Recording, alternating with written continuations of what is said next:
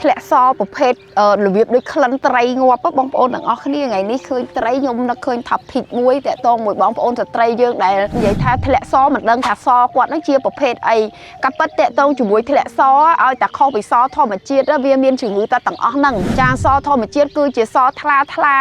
ដែលមកជាប្រចាំរបស់ស្ត្រីយើងតែបើសរបៀបដូចក្លិនត្រីហ្មងត្រីស្អុយហ្មងចាដែលយើងចាប់អារម្មណ៍ប៉ុន្តែបងប្អូនស្ត្រីខ្លះគាត់អត់បានចាប់អារម្មណ៍ទៀតប្រវែងទ្វារមាសរបស់ស្ត្រីអាចចន្លោះពី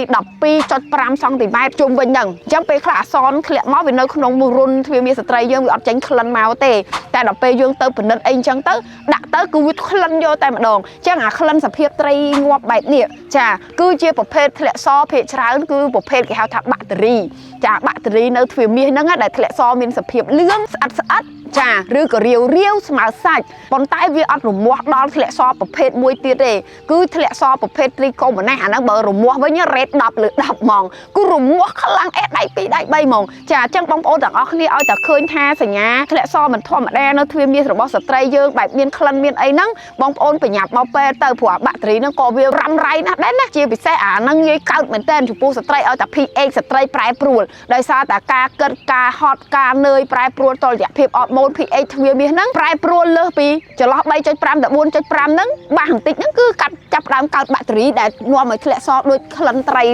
ងាប់នឹងតែម្ដងចា